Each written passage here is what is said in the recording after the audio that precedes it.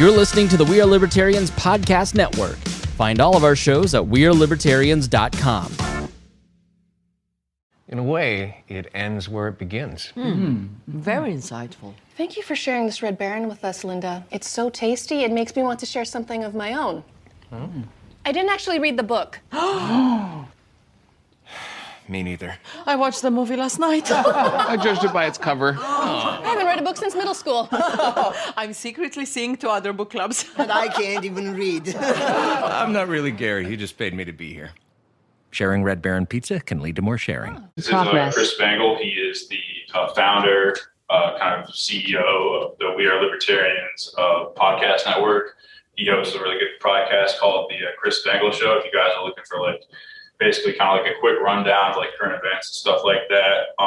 He's also in general, he's a 15-year veteran of, he's worked in politics and different, media and radio and whatnot. And he is here with us today to talk about, kind of the current kind of refugee crisis in general going on in the world, specifically, in the context of Ukraine and stuff like that. But just kind of what does it mean to be a refugee? What's the process of what happens once you become a refugee? Kind of how countries in the United States respond to being a refugee. But Chris, thank you for coming. Thanks for having me. So do you want to start off with questions from the guys, or it's up to you guys. We always run the risk if I start talking, I won't stop.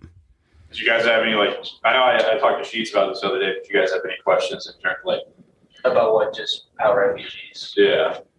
Not that I can think of off top.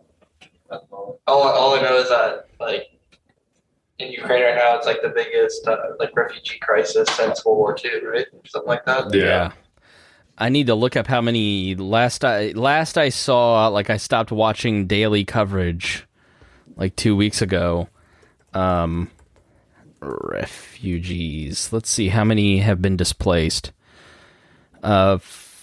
6.5 million people displaced in the country, and 4.3 have left Ukraine.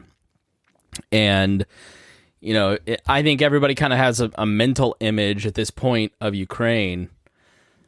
I don't know if this is backwards, but if you're over here towards where Russia is, this is the Russian territory. And if you're over here, you're in Lviv, towards Poland.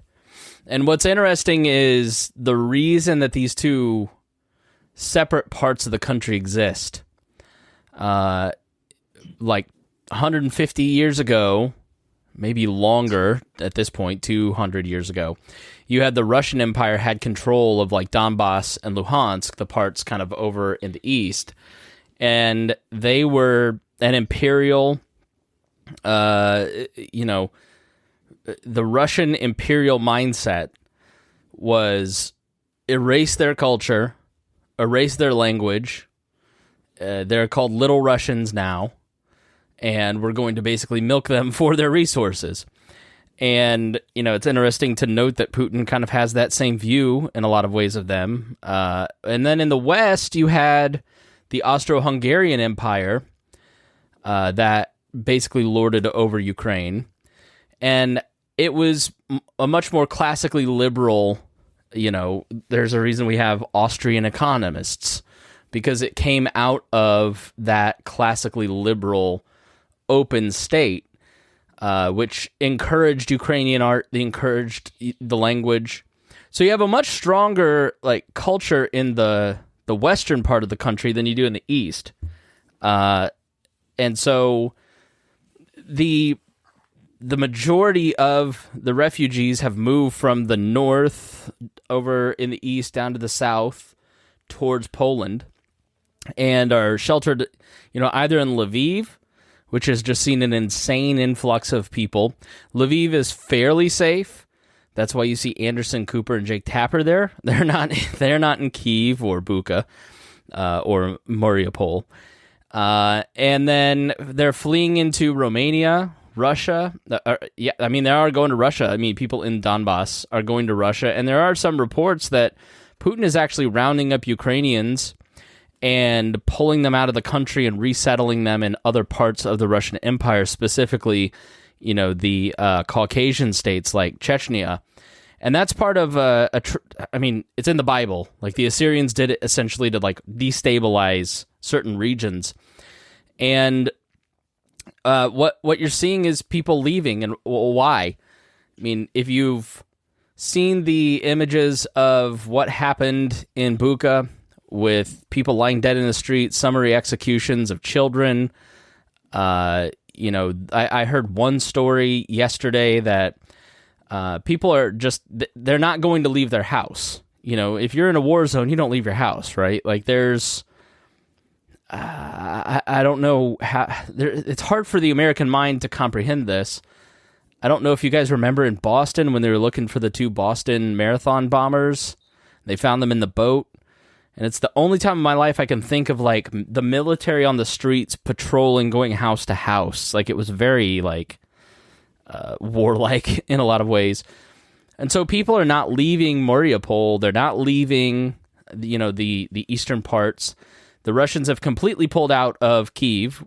They've given up. Essentially what they're doing is they're going to just go and fight for annexing, like they did in Crimea, annexing Luhansk and Donbass specifically.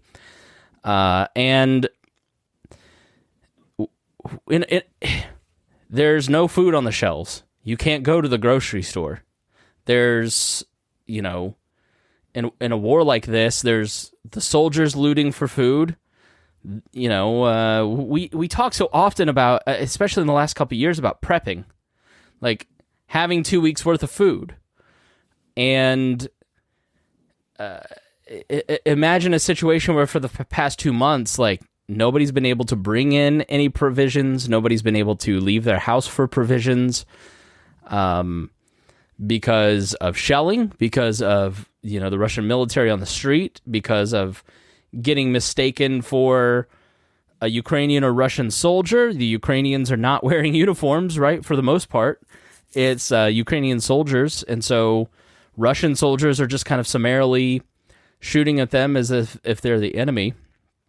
And so there was, in the early days, the reason there were so many people leaving in the first few weeks is that this is a very well-worn area of the world.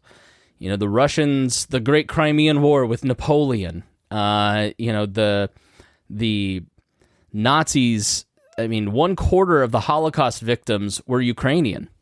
The Einsatzgruppen developed their tactics that they would later, perpetrate in Poland in places like Auschwitz. It began in Ukraine. And we're 2 generations removed from that. So, my grandpa fought in World War II and never really talked about the war. But, think of how many of our grandparents were in the war. And then obviously have 2014 and the ongoing problems. So, and not another thing about the Russian military and the way that they operate and the way that Putin has operated his wars, when you go back at the history, you mentioned that you watched that Ukrainian documentary. Go watch on Tubi, Chechnya, a war. I think it's A War Lost in Time. But there's a great documentary that kind of outlines what's happened in Chechnya since, the war ended. Putin basically committed a false flag act when he became president on an apartment building, where he blew up an apartment building before he was elected president. It's widely known that it was FSB agents, so think, the FBI, CIA of the Americas blowing up an apartment building. It was a huge situation. He vowed that these Chechen terrorists would be brought to bear, and then went in and absolutely rubbled Chechnya and installed a puppet dictator. And so when Putin early in the war says, and the Russian government releases that Chechen forces are moving onto the border and into Russia, every Ukrainian has a strong understanding of what that meant.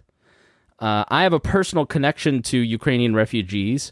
There are 5 orphans for the last summer and Christmas. My family homed some Ukrainian orphans, 4 Ukrainian orphans that are 8 to 14, and they were in Odessa, and it was absolutely panic to like get them out and, ask their orphanage to leave. Russia bombed 5 orphanages yesterday. We all have seen how hard the Ukrainians have fought, and the only way for the Russians to really kind of neutralize that upper hand in terms of fighting spirit was to try and break the Ukrainian people.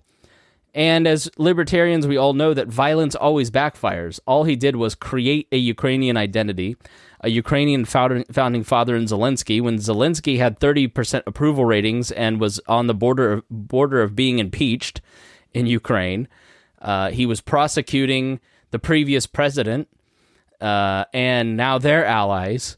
So he didn't want to unite NATO. NATO is now more aligned, and so you end up creating this Ukrainian identity and have all these people that have left. But my point being, like that first couple weeks, there was real fear about getting those kids out of Odessa because you'd seen the hospital bombing, the maternity ward bombing. And I know, and I will tell you that Russia continually claims, including a lot of Russian-aligned U.S. media outlets, claim that like these are false flags, that these are things are made up. You can create a false flag event. The Ghost of Kyiv, right? The Ghost of Kyiv wasn't real. Zelensky's in front of a green screen. He's not actually out in the field. But there are limits to propaganda. And so when several hundred events over the span of a month are said to be fake, it becomes incredibly hard to believe. So when you have a history in Syria and Chechnya and other countries of committing war crimes, rubbling cities, using gas on civilians, like history becomes the present. So I think it's important for us not to whataboutism or try to draw moral distinctions in that there's some sort of equality between, the Ukrainians and Russians. And the reality is the Russian government is the aggressor. This is all predicated on coming in to exterminate Ukrainians. Vladimir Putin gave a 54-minute speech outlining why before he invaded. And when these people tell you what their intent is, you have to listen. And so Ukrainians listened, and they started to flee. But in that 2-week period, we were trying to get the orphans out and move them. It had to be done in the cover of night. You have 97 orphans that you have to move. Well, there's limited funds. You don't know where you're going to take them. So if you're the orphanage director, for instance, and you've got all these kids that are temperamental because they're orphans that have lived through some pretty tough years. Just imagine from age 0 to 18, I think it's 16 actually, and you've got 97 of them, and you've got almost no staff because the director of the orphanage, who was the first American killed in this combat in this war, left his post at the orphanage to go fight and was killed on day 2 of the war. You have limited staff because the staff are worrying about their families. You've got to give each of these kids 3 backpacks that they need to pack, that you can't tell them where they're going because they might put it on Twitter, because the reason that these other bombings happen with other orphanages is that the kids who have phones, we communicate with them almost daily, post where they're going. So you don't say where they're going. They don't know. And you've got to call someplace in Romania, Poland, Moldova, I think it is. Moldova is one of the poorest countries in the world. You've got to find some place in Poland that can house, Moldova. You've got to find some place that can house all of these refugees. Thankfully, our orphanage did, but there are a lot of orphanages that are in the northern part of the country, up in Chernihiv and other places that didn't get out. and have seen casualties. Because the host families, because I have a connection to several hundred different host families here in the U.S. that have been keeping track of this. When I say orphanages are being bombed, I'm not saying because I went on the New York Times to read it. You see it in these adoption groups. You hear it firsthand. And one, okay, I sort of understand. Two, all right, maybe your missile missed again, but like 45 orphanages and 45 schools bombed in one town, 45 orphanages bombed across the country, that's intentional. And so if you're the director, you have that on your mind. So you finally, after a couple weeks, find a place that will take you, like a hotel, a resort. You can't split these kids up because they're wards of the state of Ukraine.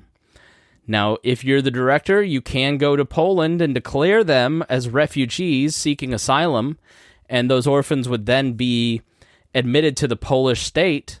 But how many kids, how many orphans can the state of Poland start to absorb before they start to collapse? So I hope that illustrates kind of the difficulty for this. You've got to keep the kids intact as you're moving in the dark into Poland. Just confiscate their cell phones, do it all under the cover of night. So you now have countries like Poland that have millions of refugees. And one scary thought, like in Syria, for instance, that was a country of, I think, 20 million people and saw 10 million refugees leave.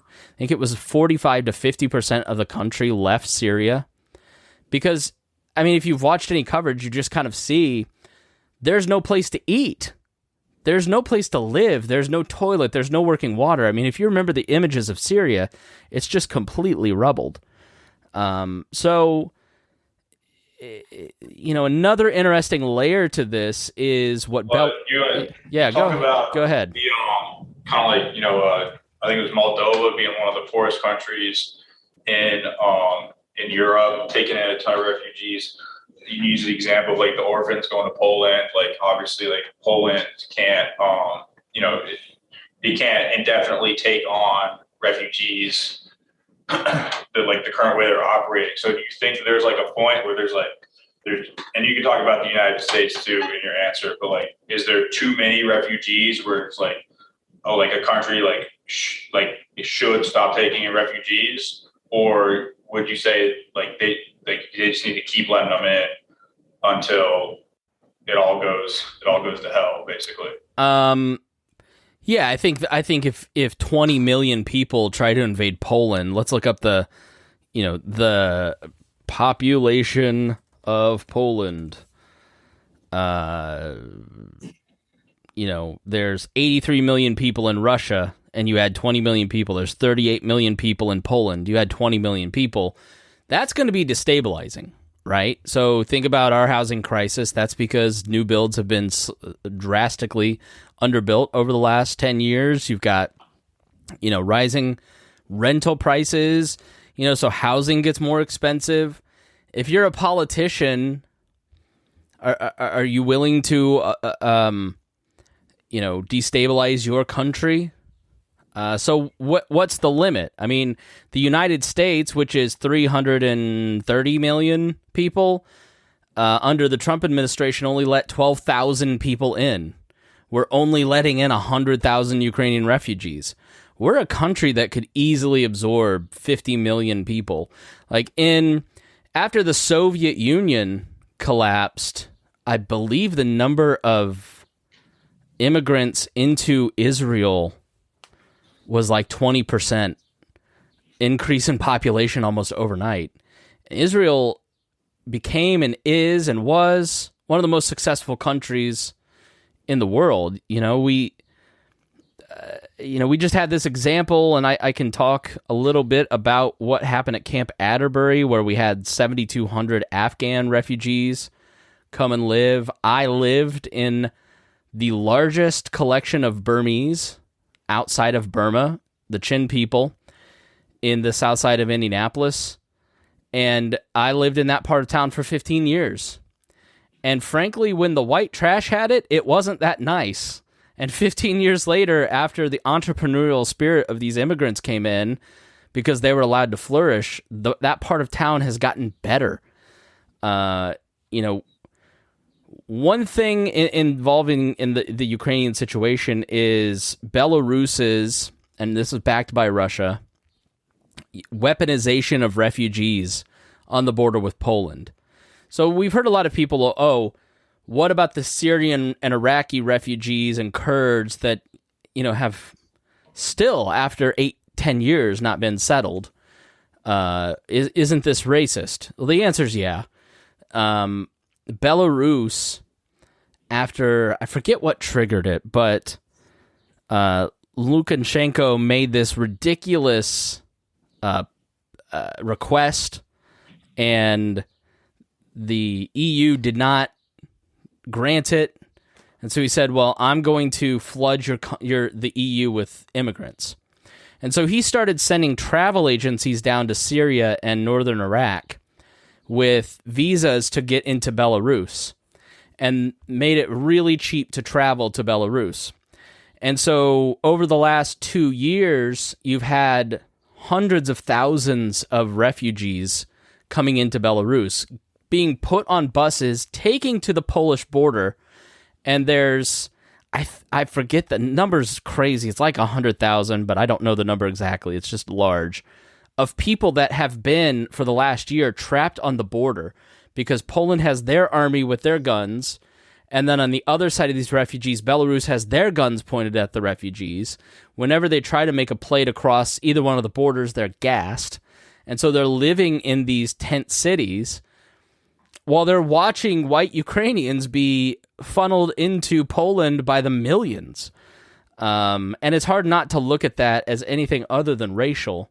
And a lot of that stems from, the media in Europe is very anti-immigrant. I had a girl on my show from Macedonia, which is just north of Greece, said when she went to France, she wasn't considered white. Her skin was as white as any of ours. But they have this cultural distinction. And so, you also have Putin building a lot of, I think we've all seen it around us over the last few years, kind of, Russian-funded news outlets and others exploiting, for all the talk of wanting to denazify Ukraine. Putin is the biggest funder of right-wing parties in France and Germany, like the ADP and Le Pen's candidacy, and Orban, who is taking Ukrainian refugees. Viktor Orban came to power on the backs of the refugee crisis and saying, I won't let them in. And his tenants have basically been fighting against allowing refugees in and, breaking down democracy. And I don't mean that just as a buzzword. I mean democracy in attacking journalism, attacking the right of free speech, attacking the right of assembly, attacking other political parties, and using the state to intentionally erode civil society so people cannot oppose him. And that is what would happen if Le Pen won in France. Not that the current President Macron is any better. He is it's like your choices in these countries and somewhat in ours. It's like, do you want to live in the Russian fantasy or do you want to live in the Chinese fantasy of how government operates and controls you? So yeah, there's just so much to refugees that are it's just it points out a lot of stuff. It's refugees are people that have literally had their homes destroyed by American, Russian, and Chinese-made bombs. And, this is partly why Israel was created. When the Holocaust was over and they opened up the camps, they were like, well, where do we go? And all of these European countries in the United States said, not here. And so they created Israel to let them go there because they didn't want Jews in their country. So refugees, and this is true of any issue If you want to know what's really going on, you go look at the most marginalized, poorest person who cannot fight back.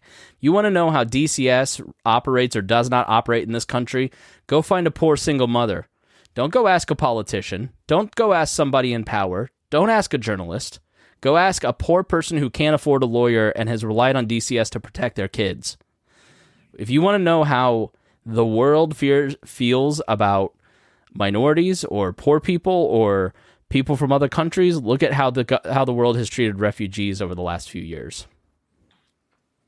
Yeah, I think that's a good point too, because I feel like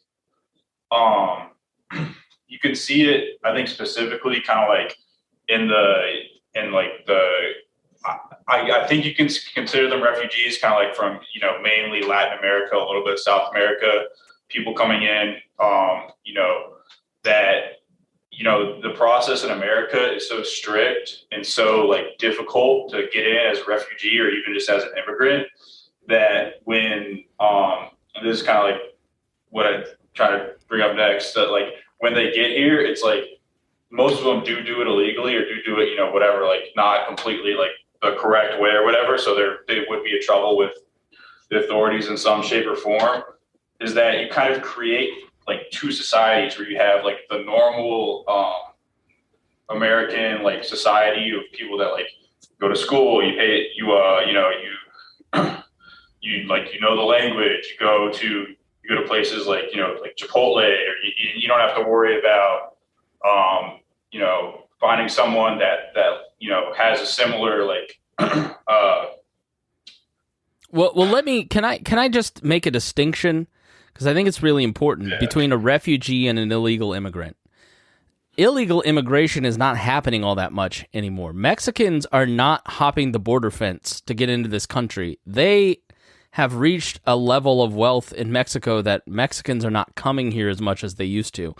The people that are coming here from Honduras, El Salvador, these war-torn countries, not because states are warring with each other, but gangs are warring with each other. And so the shape of immigration has changed over the last 30 years from men coming here for economic opportunities to orphans as young as 12 in some cases, parents just sending their kids to the border to give them a better life, mothers and children are the majority of the people that are trying to cross the southern border from these war-torn countries. Do you know why those countries are war-torn? Because in the 1980s, the war on drugs began, and you started putting a tremendous amount of people into jails, specifically in South California, over the drug wars, and in federal penitentiaries. And as the population of prisoners increased, so did the need for regulation of the prisons. And so you started to see, for the first time in American history, in the 80s, the factionalization of gangs in prisons and the creation of gangs like MS-13. Eventually, those people get released and they get deported back to their countries. Well, now they have networked in American prisons. There are prisons. There's a great book, Secrets of the Underground, or I forget the name of it, where it talks about the constitutions that are written in these prisons and the way that civil society is built amongst the prisoners, and structures are built and political parties are built in American federal prisons because of drug laws. We then send them back to destroy their own country, and then when the people who are the most desperate and poor want to come to America and claim asylum because they have no ability to get food, water, they'll be killed because they were journalists, they will be killed because they just tweeted the wrong thing, they will be killed just because their cousin is attached to the wrong gang. We don't let them claim asylum, which they have every right under international law to do, is to come here and claim asylum. We instead keep them on the other side of a bridge in Mexico. There are Ukrainians and Russians that are sitting on the other side of the border in Mexico that want to claim asylum and refugee status legally that are not allowed to. And so these are not illegal immigrants. That is a misnomer. These are legal immigrants that are not allowed to actually move forward through the process The process that, Donald Trump changed that led to the border crisis of, the kids in cages that had no access to toilets and, the people that were dying in these basically American concentration camps, for lack of a better term. Just unthinkable conditions, unworldly conditions that are beneath the dignity of the American people to fund. He ended catch and release. All right. So you come here and you claim asylum. You are given a court date, and then you go on your merry way, and then you never show up for your court date, and then you are thus here illegally in some cases, in a lot of cases. What he did is said, you come here and claim asylum, we're going to lock you up until we can give you a court date. And that's what led to the overcrowding of prisons on the southern border. If you're going to make a policy change like that, you better prepare, and you better not separate kids from their parents, causing lifelong trauma. There are, I think the number it's over 1,000 now, 1,000 kids at least in the United States that were separated from their parents at these borders, released into the country, and are now orphans because of the United States government. So you can look at the politics of it, and that can be one thing, but let's look at the morality of how our tax dollars are being spent towards people that are fleeing a country that was destroyed because of our own policy choices. And, when we say we're not going to bring Afghans over, we're not going to let translators immigrate, we're just going to leave you to be killed by the Taliban because you cooperated with us for 20 years, that's an immoral society. When we say we're only going to let 100,000 Ukrainians in when we could afford to let in 1 million, that's an immoral society. There's no reason for it. And it's because we have been fed a lot of lies about refugees and immigrants being criminals that, Alex Norwasheth, I wish I could say his name, at the Cato Institute, just, has done so many different studies about how these statistics about how they're all criminals are not true. If you look at this one study from examining crime data for U.S. cities most impacted by resettlement from 2006 to 2015 from the newamericaneconomy.org, they took 10 towns of where these settlements. So Clarkston, Georgia, total city population in 2015 was 11,000. 4,000 of those were Burmese and Somalian immigrants. Decatur, Georgia, 6,000 out of 20,000 were from Burma, Iraq. Out of these 10 different cities, only one of them had an increase in crime because they had an opioid epidemic, another issue caused by our government. But, a place like Clarkston saw an 8% drop in crime, 4.8% drop in violent crime. Utica, New York, 20% drop, 23% drop in property crime. In Glendale, 47% drop. Southfield, Michigan had a 77% drop in violent crime. And Southfield, Michigan had 72,000 people and brought in 4,400 Iraqi immigrants. So when you really start to dig into the numbers, what about Germany? What about the crimes that are happening in Germany?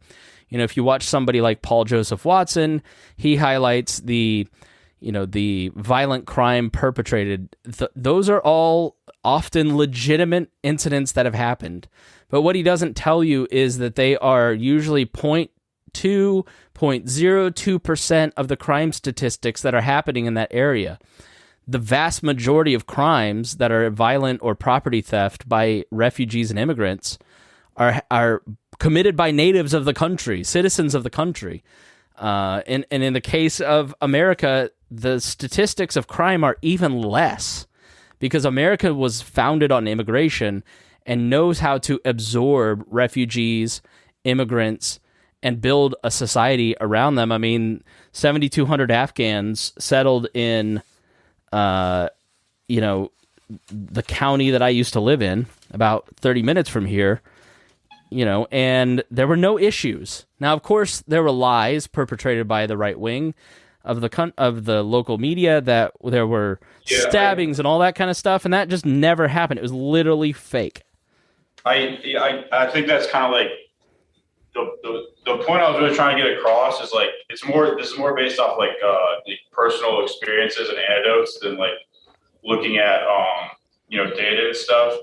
But like obviously like the refugees and stuff, even though that there's kind of like this higher anti like refugees and immigrants coming in sentiment in the United States, they're coming anyways. So, and I think that like anti-outsider coming in sentiment, I'm worried that it's going to make it more difficult for them to assimilate into the United States and be welcomed as, eventually as citizens and like people that we want to, become citizens, because that anti-immigrant sentiment is going to get into the laws. And, as it obviously kind of is to an extent now. And by, when it does get into the laws and you make it this extremely hard process, you're kind of creating a two-tiered society where you have, the people that are already there that were born here and, or the people that are rich enough to afford to go through the process and not have to worry about their lives and whatnot. And the people that can't do that and they come to America and it's just much harder to assimilate and become more part of American culture and American society than it should be. Yeah, and you want to talk about violent crime. Look at the violent crime statistics that are perpetrated against illegal immigrants. Because an illegal immigrant is not going to call in her rape to the police. An illegal immigrant is not going to call that his car was stolen.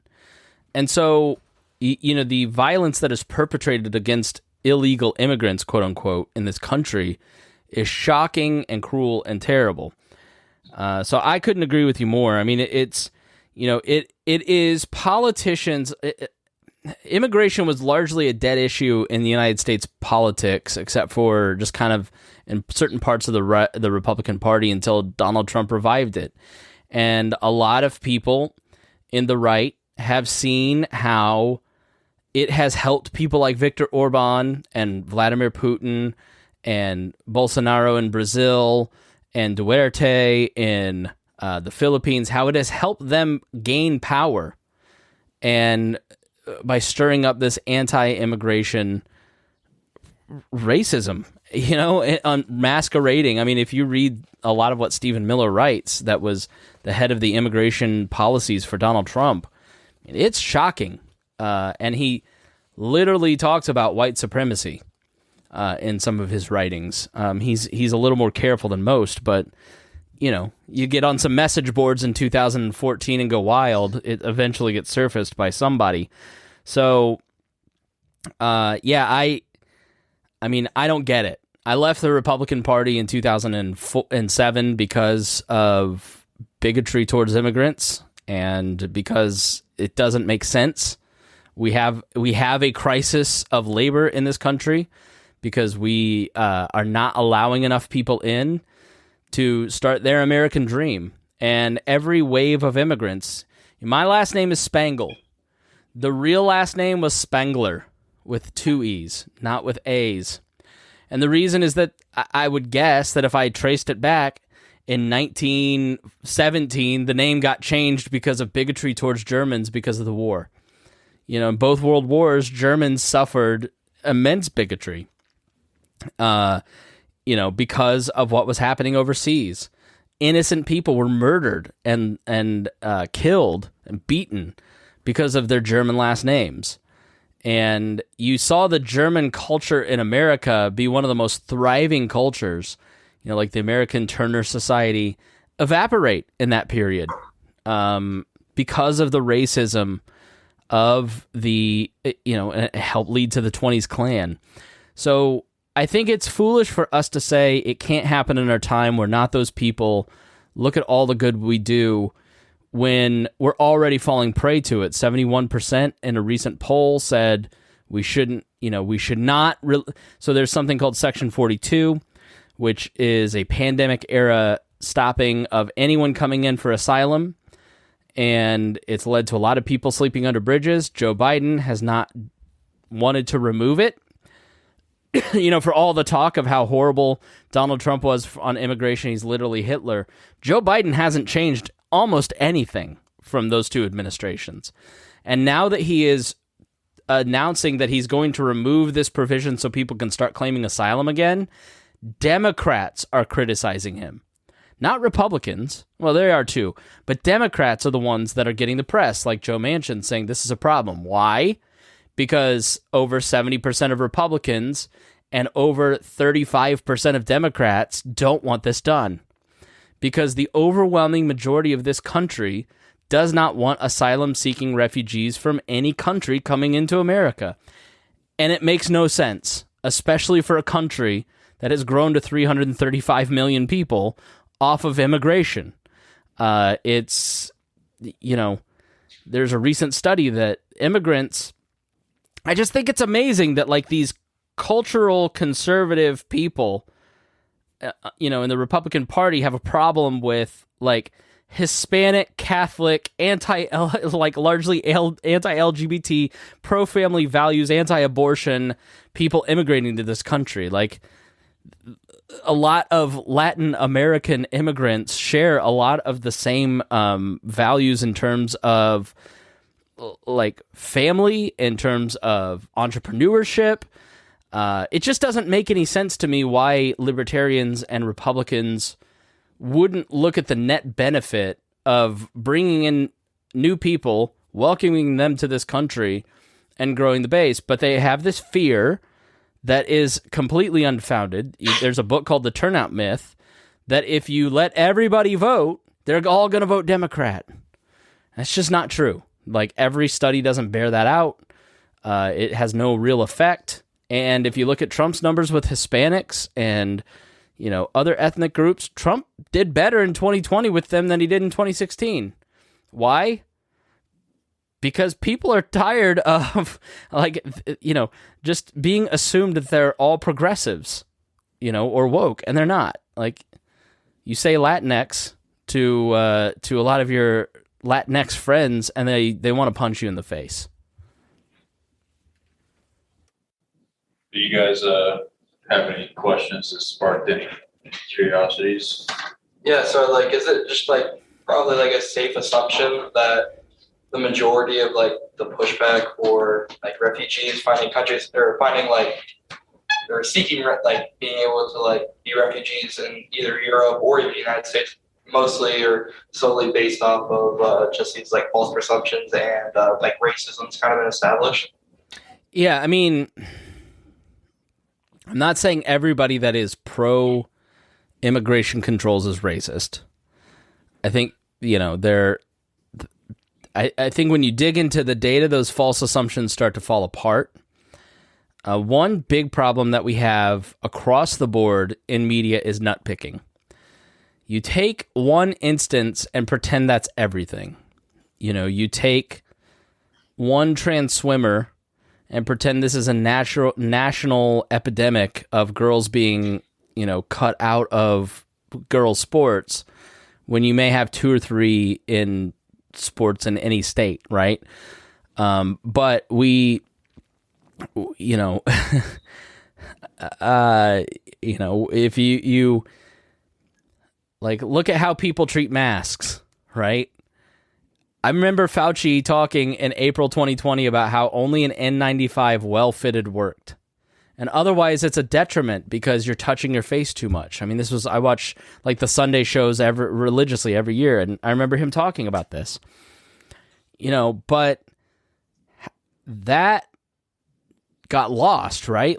There was no reason to wear a mask that was cloth ever during the pandemic. But everybody got away with it. So again, it's policy or cultural, narratives, I guess may be the word, that kind of, it becomes like a viral loop of, well, this is the truth, you need to do it. Here's this article from Breitbart that says this, or here's this article from Popular Mechanics that says this is the truth. But when you really dig in, and look at the data, you're going to make different choices than just a lot of people who are just kind of just gleaning information off of Twitter. So I do think that there are people in the anti-immigration movement that have white nationalist designs. It's just irrefutable. But you also can't look at those people and pretend that's everybody. But I do think that if you are one of those people that kind of believes that kind of stuff, you do have an obligation to look at the other side of arguments and kind of break yourself out of these information silos and try to find some facts that might challenge your own assumptions. Go to the Cato Institute and see some of their research on immigration, and it might challenge you, and at a certain point you figure out, like, this side has a lot of data and this side has a lot of data, but this side has an overwhelming amount of data, and these people kind of just have some, observations or gut reactions or flawed studies that they've based everything on. When I break down the news for my show, I often find, and it's true in this, I just read you one of these studies, right? If you go and look up the newamericaneconomy.org study, right? Well, I've got 1, 2, 3 stories here that all cite it because it all comes from one source, So you can usually kind of find where that piece of information came from, and then you got to just do your homework and just assess their motives. But yeah, I generally think that it is based on false assumptions and false information that can be challenged with a little bit of homework and a little bit of empathy. Like, if I hear a story about a kid sleeping in their own crap in an American prison cell, as an American, that morally outrages me. And I don't care at all how many, excuses you might have as a politician, or how many, narratives you want to spin about, like, you can claim that's false, fine, but when there's like 15 witnesses, it's pretty hard to claim that's false. Just fix it, right? So, yeah. You've got to, it's harder now than it was 10 years or 20 years ago when I was sitting in your seats to understand where the information came from, even though we have so much more information. It just takes a lot more work. So I get that it's kind of frustrating. Anything else? You guys learned something? Oh, yeah, for sure. Good. That's pretty much it. I was kind of breezing through the outline. We pretty much, went over everything. I don't really have anything else you want to make. The only fact that I didn't get to was the Dreamers. That, one of your questions, do refugees hurt or help the country's economy? Now, they're not refugees, they're immigrants, but, the Dreamers are 30,000 kids that do not have American citizenship, but basically grew up, like they were brought here at like 1 or 2, and now they exist in kind of this limbo state in America. And you may have heard of DACA or the Dreamers, but these 30,000 kids, just 30,000 kids, okay, out of the millions of immigrants that are here, legally or illegally or refugees, contribute nearly $42 billion annually to the U.S. economy and pay $3.4 billion more in taxes each year than they consume in benefits. Canceling DACA, by contrast, would cost the economy of the United States $433 billion over the next 10 years. So when you want to talk about the benefit of immigration, it's enormous. Because like any other metric, right, the more you increase supply of labor, the more opportunities that get created. Take women entering the workforce in the 70s. You saw a massive expansion of the nonprofit and nursing and medical sectors because now there were women that wanted to work and wanted to work in an interest that they felt was important and created opportunities. And immigrants are much the same. They come here and they start stores, they start businesses, and they create economic opportunity for themselves, for their family, for their community. And then they spend money at other businesses. And so the more people you bring into the country, it's not like a piece of pie. I ordered pizza yesterday and there's 10 slices, and if you eat one of the slices, I have one less slice. That's the wrong way to think about it. That's not how it works. So we're a little narrow-minded. This country's entire vision has been expansion, more, right? And it's worked out pretty well for us. When you compare our life to that of, my Russian friends or my, Chilean friends, we have a pretty nice life here. Pretty nice living. We're all unhappy about it, right? As Louis C.K. said, I'm sitting in a chair flying through the sky, finding out that there's Wi-Fi on the plane, and I'm mad that I don't have the thing that I didn't know existed till 10 minutes ago. But the more people that enter this country, especially people that understand the value of freedom. Somebody that immigrates from Ukraine and Russia, look at how much harder somebody from Ukraine is willing to fight for liberty. I want those people living here. A lot of us won't fight for our own liberty at any cost. Okay, I kind of think a vaccine mandate's wrong, but I'm just going to be quiet about it. And I'm sometimes guilty of that kind of stuff too. I just go along to get along. But immigrants are often coming from countries that have a direct knowledge of totalitarian governments. And you better believe that Republican and Democratic politicians do not want those people here telling on them and pointing out the obvious, that these two sides are moving us in totalitarian directions. And they're both willing to limit immigration for that point, that reason. So it's not just misinformation or bad policy. It's to intentionally keep the ball rolling in terms of the libertarian spirit. So, immigrants enrich the country in so many different ways. And, I'm appreciative, Luke, of you letting me come and talk at you guys about some of this stuff, because it's something I'm actually really passionate about. Yeah, I think that's something I definitely like. We didn't have a weird 5-minute conversation after we watched that documentary on Ukraine, but I just tried to drive home the point that like you will probably, hopefully, in your lifetime, never have to fight for your freedom the people in Ukraine have to. That were generally pretty much everywhere else in the world throughout all of history has had to do to fight for freedom. And we had another speaker come. Who worked for the Reason Foundation, Jacob Rich, and he brought up a pretty good point. He's like, in the grand scheme of Republican, Democratic, Green Party, Libertarian Party, none of that really matters as long as the political conversation in America is centered around freedom and liberty. As long as people are focused on that as their main priority, then we win at the end of the day. Yep. And we need allies. And we, as the libertarian movement, ought to be like Tammany Hall. When those Irish would come off the boats at Ellis Island, Tammany Hall would be right there helping you get a job. They were like Poland, man. You show up in Poland right now as a refugee, they give you a little card with a QR code that leads you to a job fair, to housing, to food, to where the nearest store is, because they know you're disoriented. And they're going to help you. And Tammany Hall used to sit there and help folks, and then built a political machine out of it. You want to take back liberty and freedom, ally with people who understand the value of liberty and freedom, and start building a political machine that protects individual rights, protects the marginalized, and just protects us from the tyranny of eroding our civil liberties, our economic freedoms, our personal freedoms.